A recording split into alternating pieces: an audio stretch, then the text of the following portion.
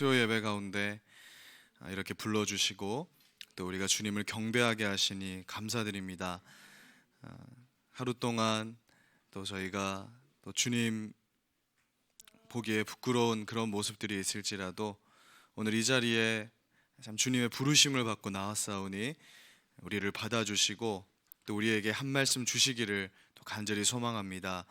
오늘 성탄의 메시지를 통해서 성육신하시어 이 땅에 오신 그 예수님을 우리 마음에 참 모셔드리고 우리 마음의 주인으로, 우리 삶의 주인으로 모셔드리는 또 그러한 말씀의 능력이 있는, 선포되는 그런 시간 되기를 주님 간절히 소망합니다.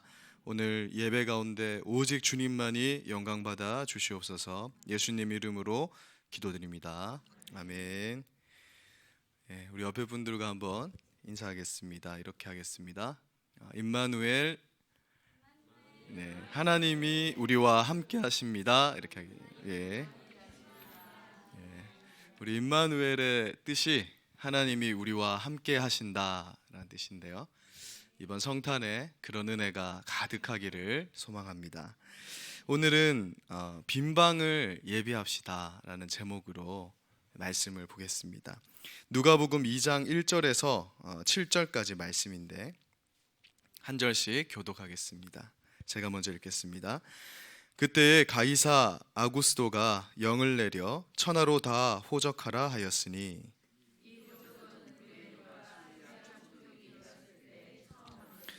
모든 사람이 호적하러 각각 고향으로 돌아가매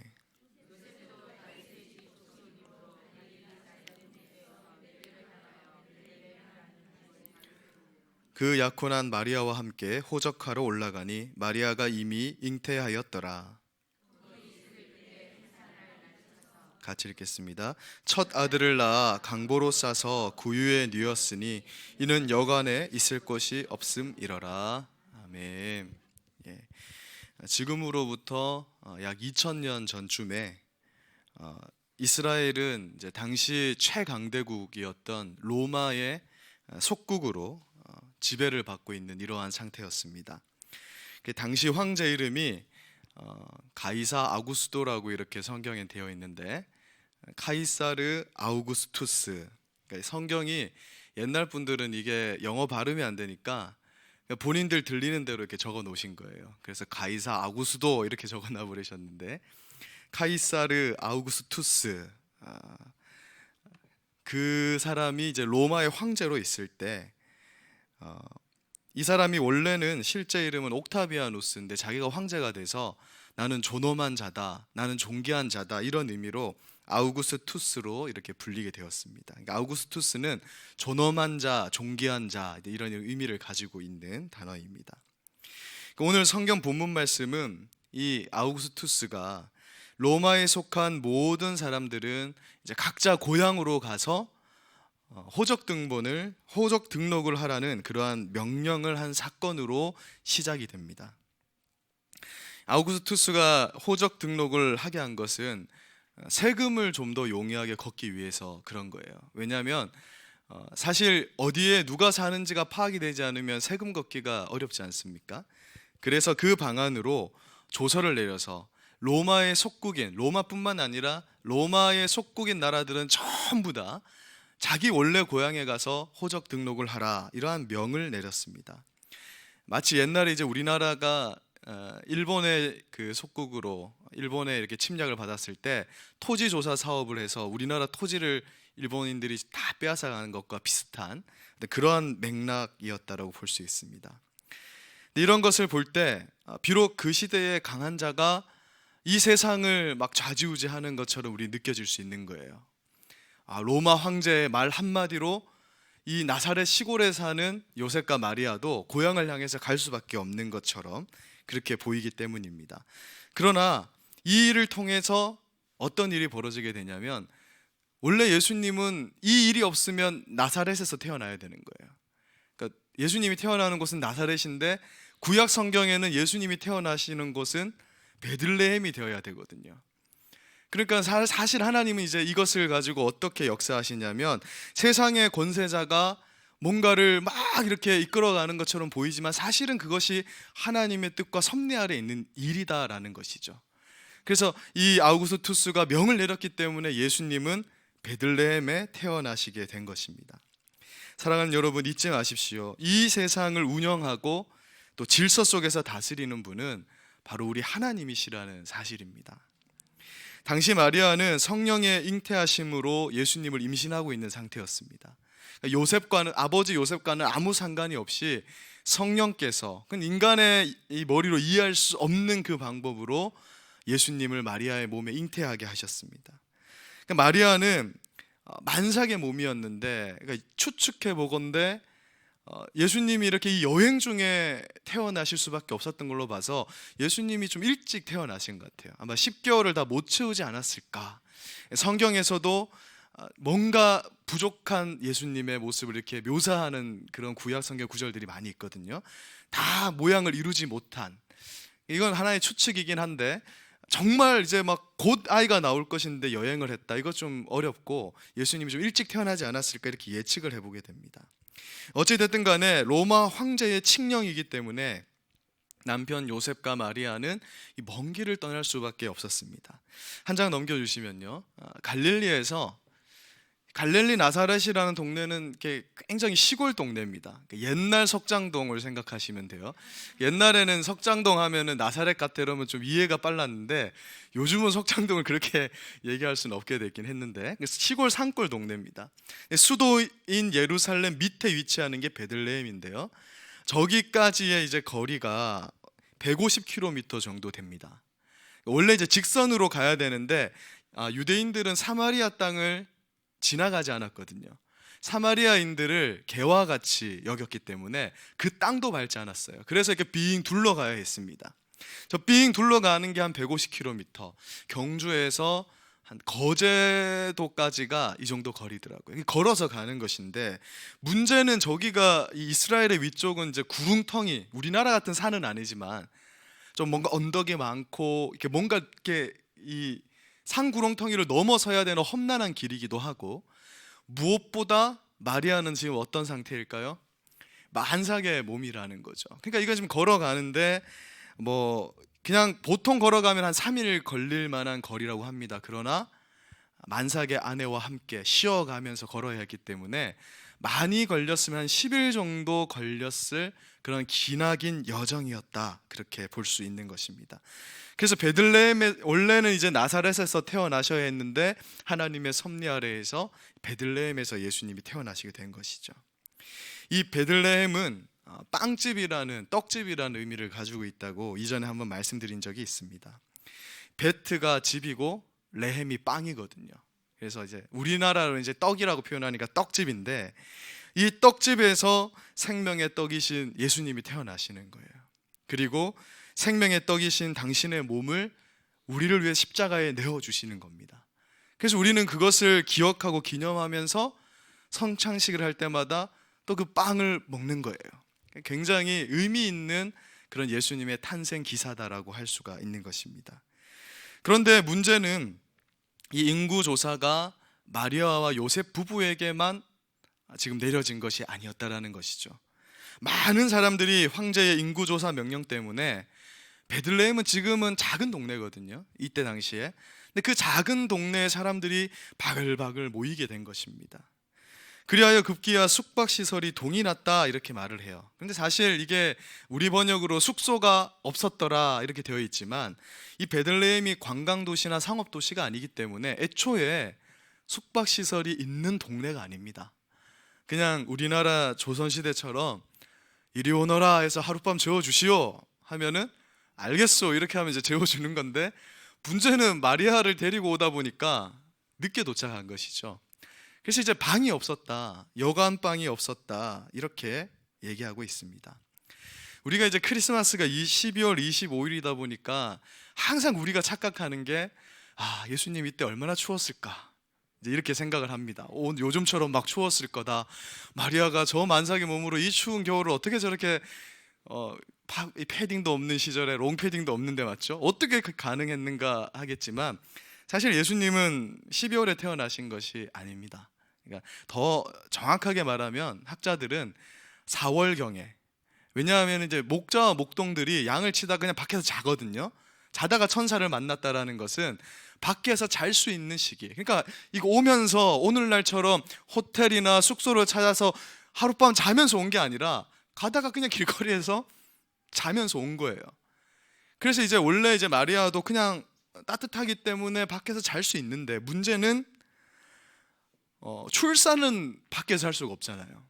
아이도 씻어야 되고 탯줄도 잘라줘야 되고, 그러니까 이게 방이 필요하게 된 것이었다라는 것입니다. 그러나 성경은 말씀하고 있습니다. 그들 부부에게 허락된 방이 없었다.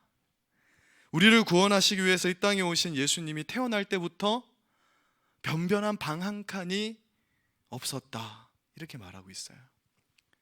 이게 조금 과장해서 표현하자면 석장동까지 찾아오셨는데 경주 선교교회에도 예수님이 올 데가 없고, 저기 지금 짓고 있는 경서교회에도 예수님이 올 데가 없었다. 아무 데도, 하나님의 백성이라고 하는 사람들이 모여 사는 저 빵집에도 예수님이 머물 곳이 없었다, 그렇게 말씀하고 있는 것입니다. 그래서 산통을 겪고 있는 마리아에게 허락된 곳은 짐승의 밥통으로 쓰이는 구유가 있는 그 짐승우리밖에는 없었고, 예수님은 그 짐승우리에 그냥 아무 강보라고 이렇게 성경에 나와 있지만 그냥 아무 포대기나 그냥 둘러가지고 짐승의 밥통에 예수님 누일 수밖에 없었다라고 말씀하고 있는 것입니다. 우리 죄를 구원하시기 위해서 오신 그 높고 높으신 예수님께서 낮고 낮은 짐승우리에 태어나셨다, 또 냄새나고 비천한 구유에 누이셨다, 이렇게 성경은 말씀하고 있는 것입니다. 이스라엘의 가옥 구조가 이제 이게 우리나라가 생각하는 것처럼 여기에 집이 있으면 저기 교육관 있듯이 이렇게 짐승우리가 떨어져 있는 것이 아니고, 이스라엘은 1층에 짐승을 키우고 보통 2층에 사람들이 살거든요. 그러니까 예수님은 보통 일반 집의 1층에 짐승들이 거하는 곳에서 예수님이 태어나셨다, 이렇게 생각을 하시면 되겠습니다.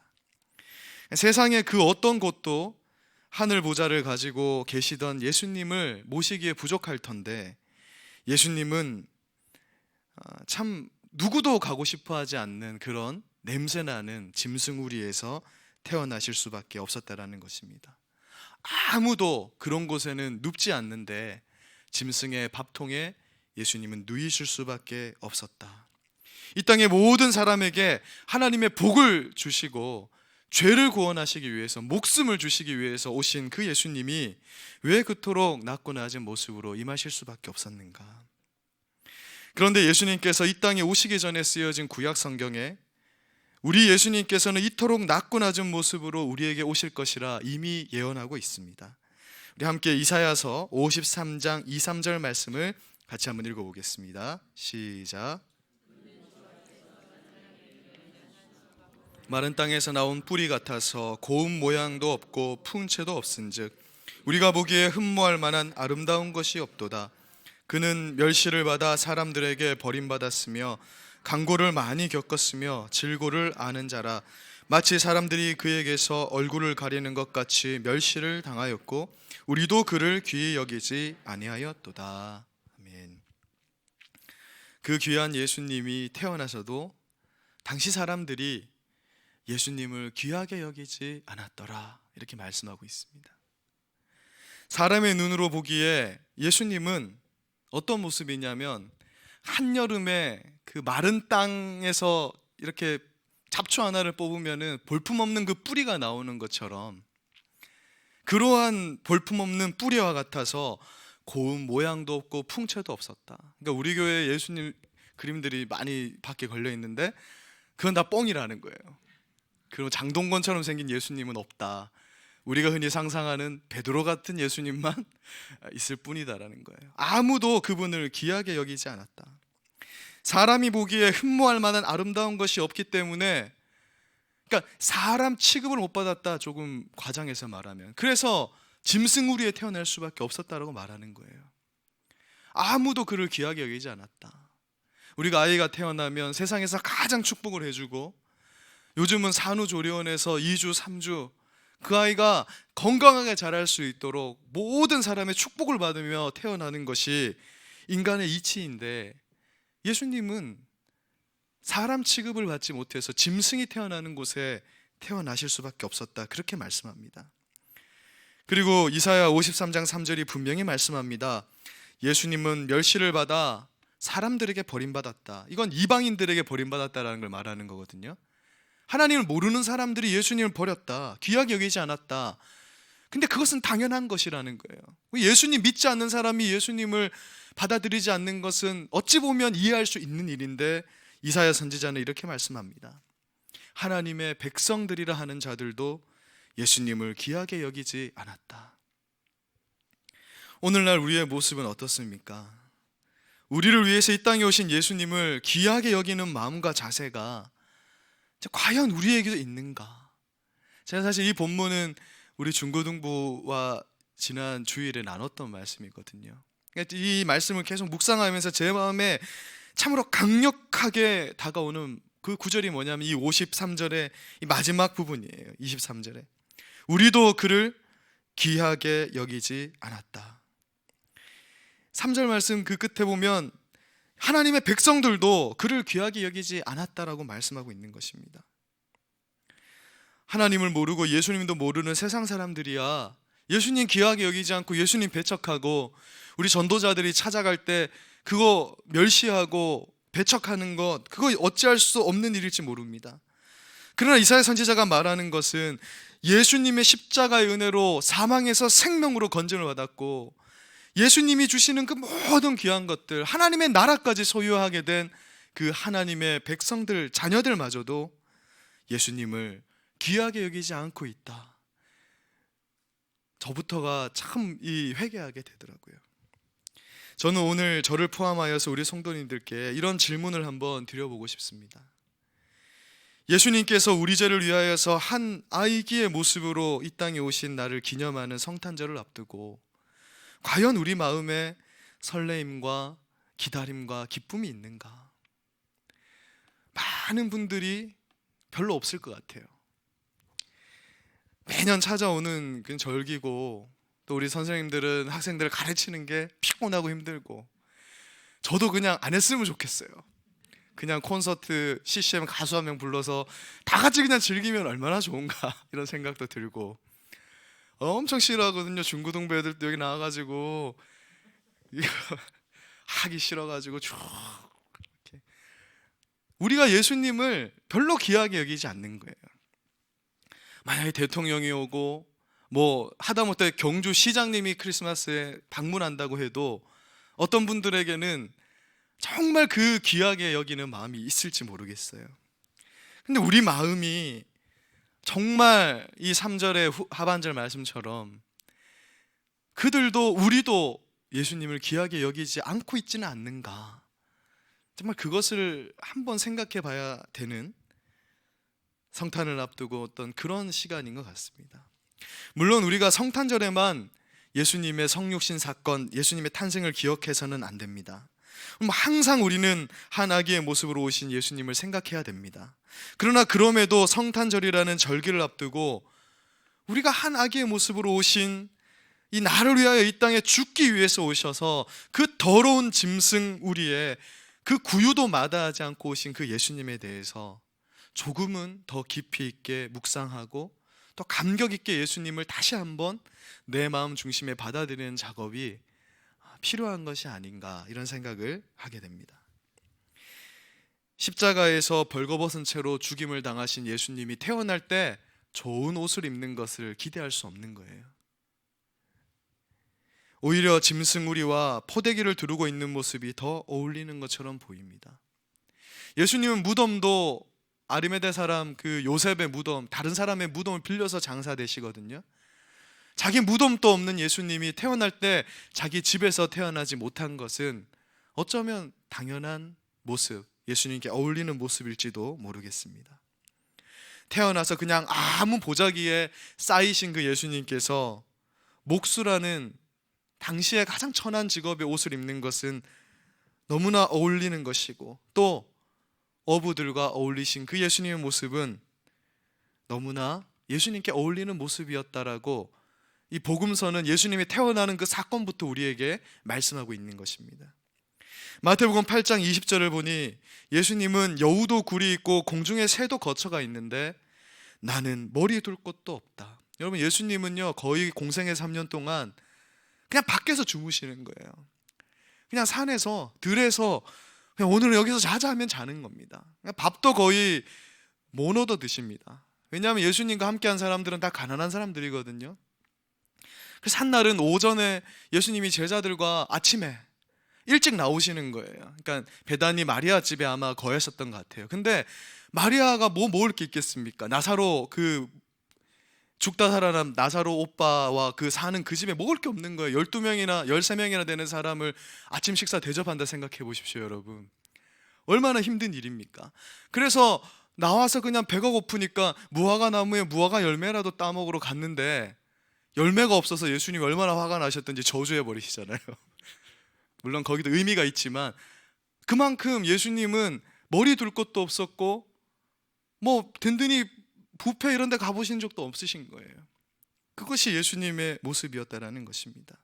그런데 오늘 말씀이 우리에게 주는 이 메시지에 복음이 있는 거예요. 예수님께서 이렇게 낮고 낮은 모습으로 우리에게 다가오셨기 때문에 우리에게는 희망이 있는 것입니다. 짐승우리에서 태어나셨고 구유에 누이셨기 때문에 놀라운 일이 벌어지게 돼요. 무슨 일이냐면 동방박사와 같은 학자들만 예수님께 찾아오는 것이 아니라 가난한 목자, 목동들도 예수님을 찾아올 수 있었다는 것입니다. 만약 예수님이 왕궁에서, 이때 당시에 헤롯이 이렇게 귀한 분이 태어났으니까 예루살렘 궁에 와서 태어나십시오 이렇게 했다면 목동과 목자같이 이런 비천한 직업을 가진 사람은 예수님한테 한번 가보지도 못하는 거예요. 짐승우리에서 태어나셨기 때문에 아무도 예수님께 나아가지 못할 사람은 없다라는 것이 바로 오늘 이렇게 비천한 모습으로 태어나신 예수님의 모습의 메시지라는 것입니다. 심지어는 어떤 학자는 이렇게 얘기를 해요. 예수님께서 짐승우리에 태어나셨기 때문에 베들레헴에 사는 길고양이 강아지들도 동네 개들도 그냥 들어가 볼 수 있는 거예요. 왜? 예수님 태어나신 곳이 짐승의 집이니까 그냥 고양이도 갈 수 있고 모든 짐승들까지. 이 말은 무슨 말이냐면 모든 이 세상에 존재하는 하나님 창조하신 피조물들 중에 예수님께 나아가지 못할 사람은 없었다. 그것이 바로 이 땅의 한 아기의 모습으로 그렇게 냄새나는 짐승우리에 태어나신 예수님의 모습이 주는 메시지라고 말씀하고 있는 것입니다. 그래야 해서 마태복음 11장 28절에서 예수님은 이렇게 말씀하는 거예요. 우리 28절 말씀 같이 읽어보겠습니다. 시작.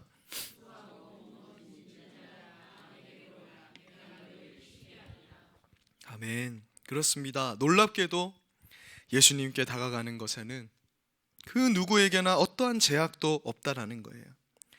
짐승우리에 계시는 예수님께 찾아가지 못할 사람은 아무도 없다. 모든 죄, 어떠한 죄를 가지고도, 인간의 어떠한 연약함을 가지고도 오늘 이 예배 나오기 직전까지 죄악밭에서 구르고 왔어도 예수님께 나오지 못할 사람 없는 거예요. 여러분, 교회는 이런 곳이 돼야 됩니다. 교회가 술 냄새 난다고 접근 금지, 노숙자라고 접근 금지, 비행청소년이라고 접근 금지, 이렇게 할 수 없는 거예요. 교회의 머리이신 예수님은 누구나 찾아올 수 있는 짐승우리에서 태어나셨다라는 사실을 우리는 기억해야 됩니다. 그래서 오늘 본문의 메시지가 우리에게 이렇게 선포합니다. 다른 사람에게 멸시받는 자들 다 짐승우리에서 태어나신 예수님께 나오십시오. 세리와 창녀들도 다 짐승우리에서 태어나신 예수님께 나오십시오. 도둑질한 자, 술주정뱅이 모두 다 짐승우리에서 태어나신 예수님께 나오십시오. 예수님을 잠시 귀하게 여기지 못했던 분들도 짐승우리에서 태어나신 그 예수님께 오늘 나오라고, 다시 한번 예수님을 우리 마음의 중심에 모시라고 그렇게 말씀하고 있는 것입니다. 사랑하는 여러분, 이처럼 사랑스럽고 겸손하신 예수님의 초청이 지금도 계속되고 있는 거예요. 지금도 예수님은 어떤 죄를 가졌거나 또한 어떤 비천한 상황에 놓였거나 어떤 사람이라도 당신에게로 초청하고 계십니다. 그러나 예수님께서 태어나실 때 예수님을 위한 방이 없었던 것처럼 지금도 예수님을 위한 방이 없는 것 같아요. 청와대에도 없고 여관방에도 없고 심지어는 교회에도 별로 예수님의 자리가 보이지 않는 것 같습니다. 예수님을 위한 방이 되어야 할 곳에 너무나 다른 것들이, 인간의 욕심과 내 성공과 내가 원하는 것들이 너무 가득 채워져 있기 때문에, 그것이 교회라 할지라도 예수님이 진짜 오시면은 우리 정말 그렇게 할지 모르겠어요. 당신 있을 곳이 없소, 저기 화장실에 가서 있든지 하시오, 이렇게 얘기할 수도 있을 것 같아요. 정말 더 큰 문제는 우리 속에 과연 예수님을 위한 방이 예비되어 있느냐라는 것입니다. 우리 속에 성탄절을 앞두고 예수님을 위한 방이 있습니까? 오늘 그것을 점검해 봐야 돼요. 정말 내 마음에 예수님이 거하실 곳이 하나도 없는 그런 모습이지는 않는가? 제가 지난주에 우리 동기 목사님들을 좀 만나러 한번 갔었거든요. 근데 그 집에 하룻밤 묵는데, 이 목사님 집이 이렇게 아들 둘 키우는데 밤늦게 갔는데요, 정말 발 디딜 틈이 없는 거예요. 완전 그런 모습, 예수님이 어디 앉아 있을 때도 없는 그런 모습이 혹시 우리 마음방의 모습은 아닌지. 어떤 분들은 이렇게 말할지 모르겠습니다. 예수님, 제 마음에 예수님 오셔도 상관은 없는데 저는 너무 낮고 천한 사람이고 저는 지금 마음이 너무 힘듭니다. 예수님 한 1, 2년 있다가 찾아오시면 안 되겠습니까? 지금 찾아오시지 말고 좀 내 마음이 정돈된 다음에 오시면 좋겠습니다. 그러나 예수님 말씀하십니다. 나는 짐승 우리에서 태어났기 때문에 아무 상관이 없다.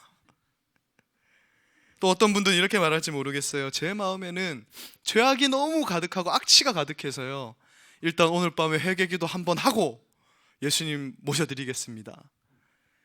여러분, 그 말이 안 되는 거예요. 왜냐하면 예수님이 태어나신 곳이 악취가 진동하던 그런 짐승 우리였다라는 사실에 있습니다. 아무것도 걱정할 필요가 없어요. 오늘 예수님 우리에게 초청하십니다. 예수님 우리 마음의 주인으로 오시고자 하십니다. 거기에 어떤 핑계도 필요 없습니다. 오늘 지금 직전까지도, 말씀을 듣는 직전까지도 예수님이 뭐야? 별로 상관없어. 말씀 빨리 좀 끝났으면 좋겠다. 피곤하다. 빨리 집에 가자. 이런 마음을 먹었어도 상관이 없는 거예요. 지금 어차피 다가오는 우리를 위해 오신 임마누엘 예수님, 이 성탄절에 이 절기를 맞이해서 내가 예수님 내 삶의 주인으로 한번 모셔보고자 지금 마음 먹으면 예수님이 들어오시는 것입니다. 왜냐하면 성경이 그걸 약속하고 있거든요. 요한계시록 3장 20절 말씀 읽어보겠습니다. 시작. 볼지어다 내가 문 밖에 서서 두드리노니 누구든지 내 음성을 듣고 문을 열면 내가 그에게로 들어가 그와 더불어 먹고 그는 나와 더불어 먹으리라. 아멘. 예수님이 문을 두드리신대요. 제가 목사로 살면서도 항상 문을 닫아놓고 그렇게 살아가는 것 같아요. 비유적으로 따지면 뭘 하든 예수님과 함께 하려는 마음이 없다라는 저를 발견하거든요. 혼자 해보려 하고 끙끙대고, 그래서 불만과 불평이 터져 나오고, 예수님은 그냥 찬밥 신세인 거예요. 근데 예수님은 오늘도 어떻게 하시냐면 문을 두드려서 너와 함께 하고 싶고 네 마음의 중심에 내가 거하고 싶다라고, 내가 너와 더불어 먹고 마시고 싶다고. 이 말은 무슨 말이냐면 모든 일을 우리와 함께 하고 싶어 하신다. 임마누엘의 뜻이 뭐라 그랬죠? 하나님이 우리와 함께 하신다. 그래서 오늘 당신의 초청에 우리가 응하기를 오늘 너무나 바라고 계시는 그 예수님의 모습을 우리가 발견하게 되는 것입니다. 물론 오늘 이곳에 모인 우리든 이미 예수님이 다 마음에 영접하신 분들이고 성령께서 다 우리 마음에 내주하시는 분들이 여기 모이셨을 거라 생각이 됩니다. 중요한 것은 이제 그 예수님을 우리 마음의 중심에 모셔드리는 작업이 필요한 것 같아요.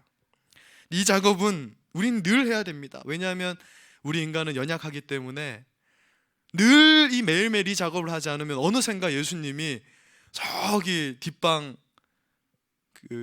뒷방에 사는 나그네 신세가 돼 있는 거예요. 어느 순간인가 멀어져 있어서 나와 상관없이 살아가는 존재가 되어 있다라는 것입니다. 그러나 예수님 말씀합니다. 내가 너에게 들어가기를 원한다. 오늘 우리 마음 문을 두드리는 거예요. 제가 좀 이렇게 강력한 이 목사라면 좀 이렇게 막 고함을 치면서 말하고 싶어요. 예수님 받아들입시다. 이번 성탄 우리 기대 한번 해봅시다. 옛날에 우리 원로 목사님이 이맘때쯤 되면 늘 그런 메시지를 많이 주셨던 것 같아요. 성령님을 우리가 마음에 다 모셔드리는, 기대하는, 그래서 한 달 동안 이 성탄을 잘 우리가 준비하면서, 그런데 이제 정작 성탄에 지치면 안 되니까 특히 우리 선생님들 마음을 딱 잡고 정말 예수님을 마음에 모셔드려서 아이들을 지도하는 것도 성령님과 함께하고, 또 이 연말에 바쁘신 모든 직장의 일들과 교회 일 어떤 것이라도 예수님과 함께 동행하면서 이 일을 해나간다면 정말 이번 성탄엔 놀라운 예수님의 선물이 임하게 될 줄로 믿습니다. 말씀을 마무리하겠습니다. 디모데후서 2장 20절을 보니까 하나님께서 원하시는 것은 금그릇도 아니고 은그릇도 아니라고 말씀하고 있어요. 그럴싸한 겉모습, 하나님께는 아무 소용없는 것입니다. 하나님께서 원하시는 것은 비어있는 깨끗한 그릇이라는 거예요. 비어 있어야 됩니다. 다른 것으로 가득 채워져 있어서는 하나님을 기쁘게 할 수 없습니다. 우리가 오늘 이 말씀의 제목이 빈방을 예비합시다잖아요. 성탄을 앞두고, 물론 오늘 당장 우리 기도하면서도 정말 예수님께서 내 마음, 이 비워진 마음에 성령께서 마음을 비워주시고 예수님 내 마음에 정말 충만하게 모셔드리는 그런 아름다운 성탄절 우리가 맞이하기를 간절히 소망합니다. 사랑과 나눔과 또 평안과 기쁨이 선포되는 우리 성탄 되기를 간절히 소망하면서 우리 같이 찬송 한 곡 부르고 우리 기도하도록 하겠습니다. 우리 오늘 말씀을 생각하면서요, 주님께서 우리 가운데 임재해 주시기를, 우리 마음에 이미 임재해 계시는 주님께서 충만하게 우리 가운데 채워주시도록 우리 임재 같이 한번 찬양하도록 하겠습니다.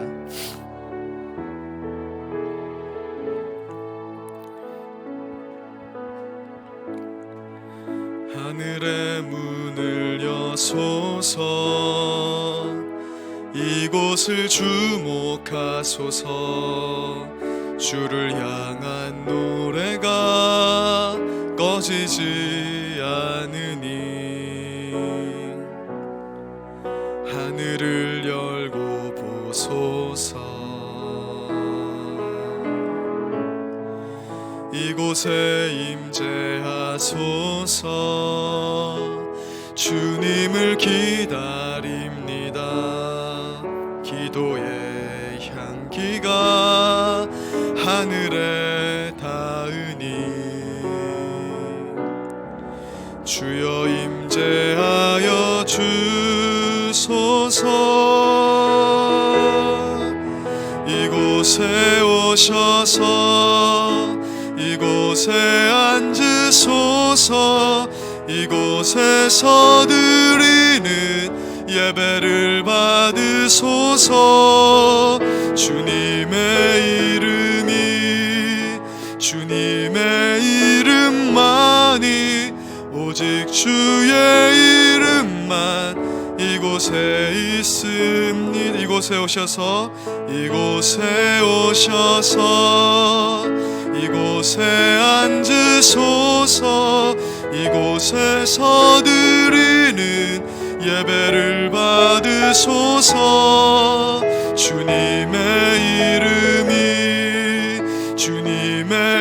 이름만이, 오직 주의 이름만 이곳에 있습니다. 아멘. 우리 같이 한번 오늘은 한 가지 좀 집중해서 기도하시면 좋겠습니다. 하나님이 원하시는 것은 겉모습이 아닙니다. 금그릇 은그릇, 하나님 앞에서는 아무것도 중요한 것이 아닙니다. 하나님 원하는 것은 오직 하나님으로, 예수님으로, 성령님으로, 성삼위 하나님으로 가득 채워질 수 있는 비어진 마음, 깨끗한 마음인 줄로 압니다. 오늘 예수님께서 우리에게 요청하십니다. 내가 너의 마음 문을 두드리니 나와 함께 너의 마음을 하늘의 복으로, 신령한 복으로 가득 채울 수 있도록 비워버리자.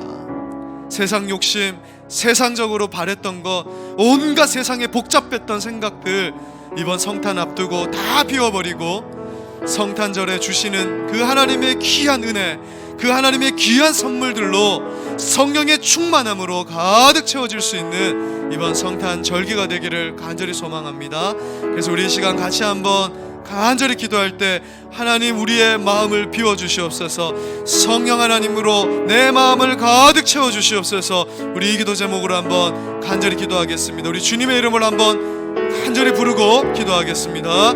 주여